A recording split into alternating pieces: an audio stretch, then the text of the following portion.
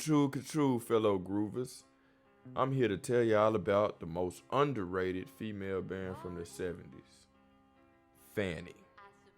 It's an American rock band active in the early to mid 1970s, one of the first all-female rock groups to achieve critical and commercial success, including 2 Billboard Top 40 singles. The group was founded by Filipino sisters June and Jean Millington, and Jean Millington, I gotta add, is a ridiculously talented bass player. In high school, the sisters formed an all-female band called the Savelts. I don't know if the V or the S is silent. With June on the guitar, Jean on the bass, Addie Lee on the guitar, and Bree Brandt on the drums. However, Brandt wouldn't stay long. She got married off and was replaced by Alice DeBurr. Now, when the Spelts disbanded, DeBurr and Lee went on to form another all-female group, which they called Wild Honey. Now, Wild Honey played their hearts out, but had not yet managed to gain the traction they wanted to see.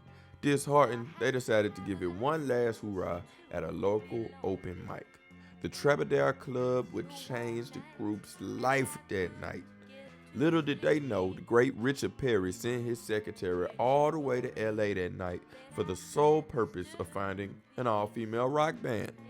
Now, Richard Perry convinced Warner Brothers Records to sign the band to Reprise.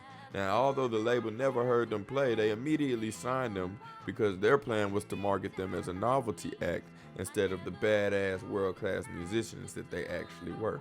Damn shame. Anywho, before they recorded their first album, the band acquired a talented keyboardist known as Nicky Barclay. Not only did they pick up that new musical talent, but they also get the name Fanny. And this is where this album comes into play, 1970. I enjoyed it. Now, it didn't make my play all the way through list because, the genre's just not particularly my cup of tea. But I will say this, though. I love good musicianship, and the musicianship is so good I can't help but get into the feeling when I listen to it. Now, that's my opinion, but when it was released, it actually received mixed reviews, such as Robert Christgau, who called the badge cover a cute idea, whatever that means. Sound like some hater shit to me. Although I gotta admit, the internet claims the band themselves were not happy with Richard Perry's production, although they did grow to enjoy the subsequent releases afterwards.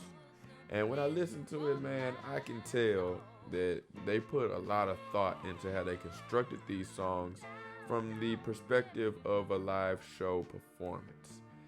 This is one of those groups that their performance could accurately be billed as an experience. So if you didn't know about Fanny, then you know what? Now you do. Go look them up. Check out my vinyl box, cause I might be willing to part with this beautiful record. Maybe.